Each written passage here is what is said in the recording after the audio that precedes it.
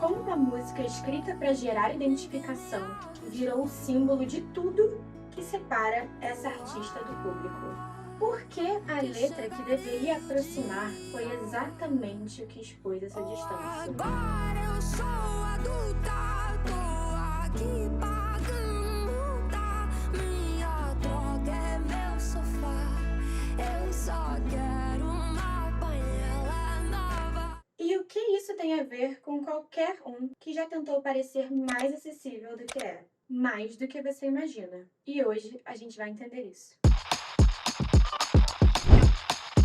According to Cici, formada e pós-graduada em comunicação por algumas das maiores universidades do Brasil e atuando com marketing e estratégia dentro de uma das maiores holdings do music business do país, eu passo o dia inteiro acompanhando artistas tentando controlar como o público os enxerga. E o que eu aprendi é o seguinte: você pode ter o melhor produto, a melhor produção, o melhor contrato do mercado e perder a batalha mais importante, que é a da percepção.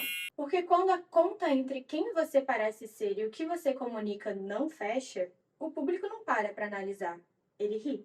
E é exatamente isso que aconteceu com a Julia B. Nessa série, eu leio cultura pop brasileira como ela realmente funciona. E hoje a gente vai entender por que uma artista com 1 bilhão de streams, Grammy Latino e Sony Global virou um meme por querer uma panela. Porque no fim, a Julia B não é um caso de má sorte, ela é um caso de gap.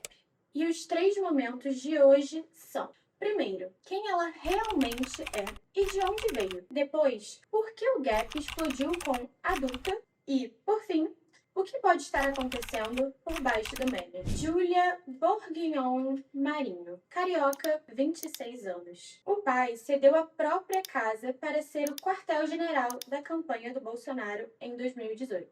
Lá foram gravados os programas eleitorais. Lá aconteceu a primeira reunião da transição do governo.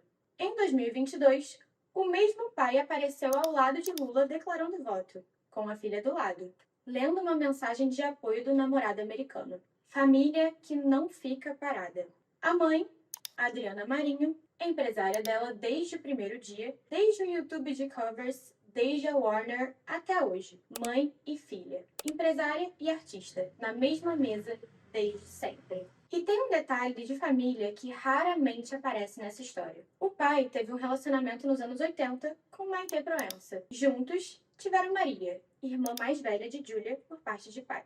A família rodeada de visibilidade em todos os lados, sempre foi. Julia começa a tocar piano aos 6 anos, compõe aos 8, larga direito para virar cantora. Não quer ser mais minha, então diz que não me quer por perto, mas diz olhando nos meus olhos: desculpe se eu não fui sincero, mas a vida que eu levo, erros lógicos, óbvio, cada letra em rap é um código só. Mas o detalhe que todo mundo conta como sorte, e que raramente alguém analisa, é que ela foi ao camarim do Maroon 5 no Rock in Rio.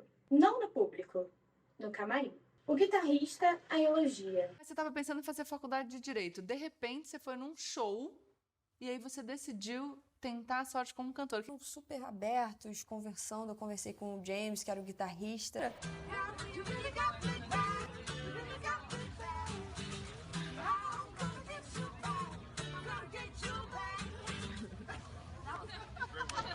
Eu vi na reação dele que foi verdade, sabe? Ele olhou pra mim e ele falou: nossa, você devia fazer isso da sua vida. Ela lança um canal no YouTube, assina com a Warner em 2018. Too Bad vira a trilha da novela das 9, da Globo. Top 50 viral no global do Spotify.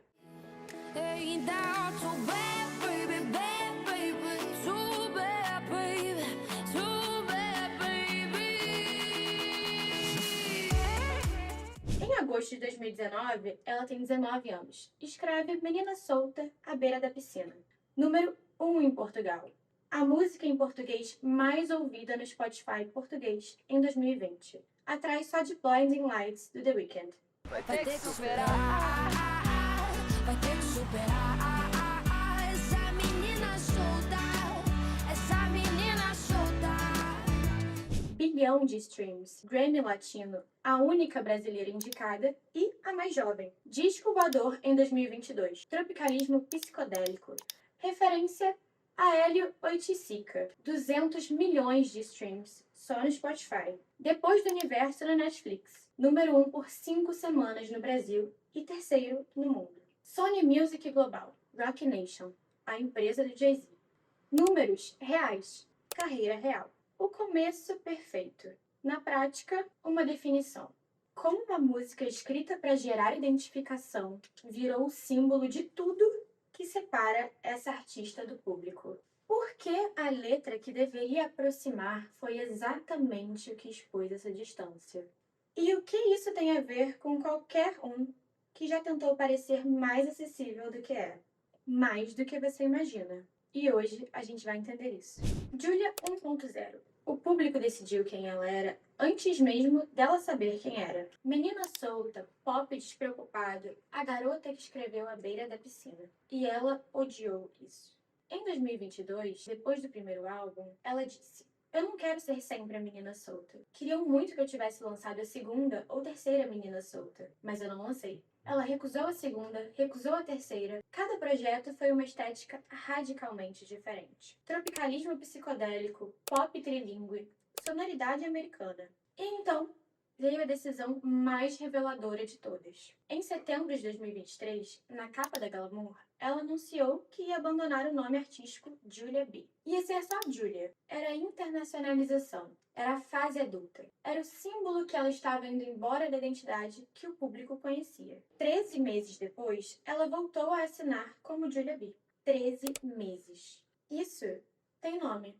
Identidade em fuga. Quando você sabe onde está saindo, mas não sabe aonde vai chegar. Identidade em fuga cria um vácuo. Vácuo que o público preenche com o que ele quiser. No caso dela, preencheu com a que fez Menina Solta. E 6 anos depois, ela ainda é a que fez Menina Solta. E foi nesse vácuo que a adulta caiu. Eu sou adulta, mas tenho tantas perguntas. Não sei onde começar.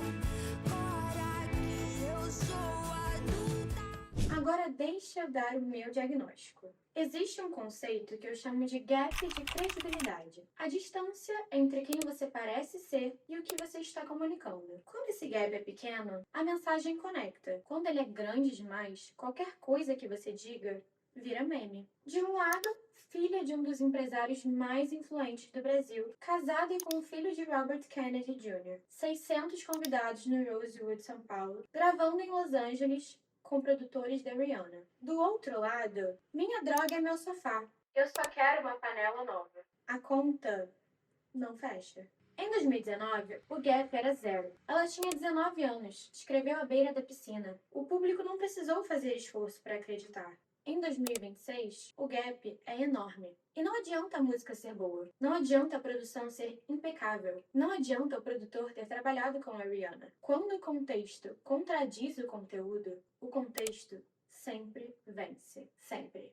Menina Solta foi número 1 em Portugal, não no Brasil. E o projeto atual dela, 21 faixas, 3 idiomas, Sony Global, produtores americanos, não está sendo construído para o Brasil. Está sendo construído para o mercado americano, latino e europeu. Para um público que não sabe quem é Paulo Marinho, que não conhece o casamento no Rosewood e que não tem contexto para fazer conta nenhuma. Para esse público, adulta pode funcionar perfeitamente. Uma música sobre frustrações da vida adulta é exatamente o tipo de vulnerabilidade cotidiana que conecta num mercado onde ninguém sabe a sua história. Então, talvez o erro não tenha sido a música, talvez tenha sido o endereço.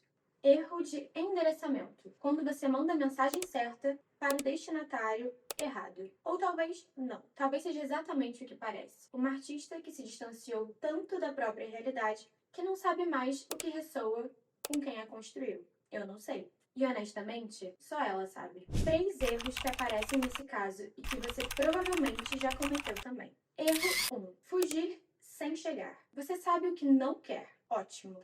Mas o público não aguenta vácuo. Se você vai embora de uma identidade sem construir outra no lugar, ele guarda o que tinha. E aí tudo que você lançar vai ser julgado contra aquela identidade antiga, não contra a nova que você nunca construiu. A Julia fugiu de Menina Solta por 6 anos, inclusive do próprio nome. E quando finalmente tentou ser outra coisa, o público usou exatamente Menina Solta para medir o quanto ela tinha falhado.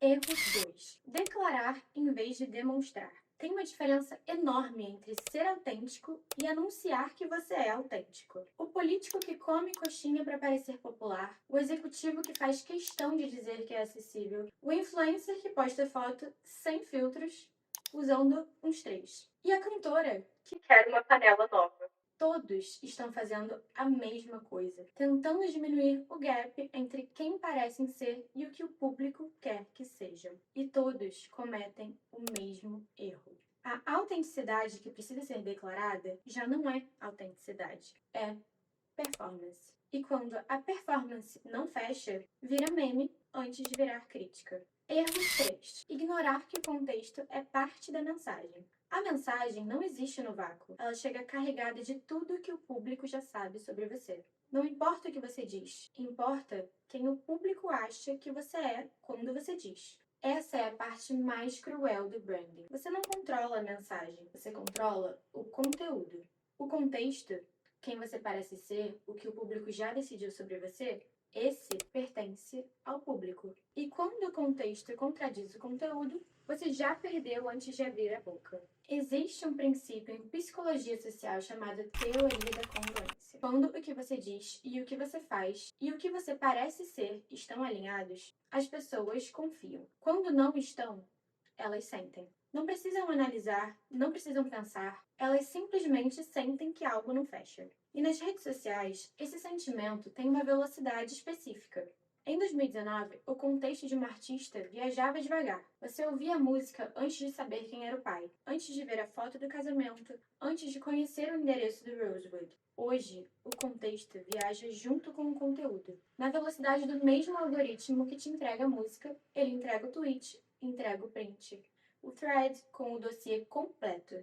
O gap que em 2019 seria invisível, em 2026 é o primeiro comentário fixado. O meme da panela não é sobre a panela, é sobre incongruência percebida em tempo real, por um público que tem todas as informações e nenhuma paciência. Você não precisa ter 1 bilhão de streams ou um marido Kennedy. Esse mecanismo opera em qualquer carreira. Você já foi humilde demais para não parecer arrogante? Já postou algo autêntico que era calculado? Já fez questão de dizer que é simples, acessível, gente como a gente, mesmo sendo um pouquinho privilegiado? Esse é o gap de credibilidade operando na sua vida. O meme que o público faz de você quando esse gap é grande demais acontece na cabeça do seu cliente, do seu chefe, do seu parceiro, só que em silêncio, sem tweet, sem comentário, sem risada. Só a conta que não fechou e a oportunidade que não veio. Game Plan. Primeiro, antes de qualquer comunicação, pergunte: o que as pessoas já sabem sobre mim antes de eu abrir a boca? Esse contexto vai filtrar tudo o que você disser e você não controla ele, mas pode conhecer ele. 2. Não declare, demonstre. Qualquer frase que comece com eu sou autêntico, sou simples, sou gente como a gente, corte. Mostre no comportamento e não no anúncio. 3. Saiba para quem você está falando antes de falar. Mensagem certa para o destinatário errado não é estratégia, é barulho caro. Conclusão. Julia B construiu uma carreira real. 1 bilhão de streams, Grammy Latino, Sony Global. E virou um meme por querer uma panela. Isso acontece quando você foge de uma identidade sem construir outra no lugar. Quando a conta entre quem você parece ser e o que você comunica não fecha, e quando você declara autenticidade em vez de demonstrar. Ou talvez ela já tenha ido embora. Talvez o Brasil não seja mais o destino. Talvez a panela seja para outro público, um público que não tem contexto para rir. Para esse público, o gap não existe. O Brasil está rindo da panela, e só ela sabe se isso é o erro ou o plano.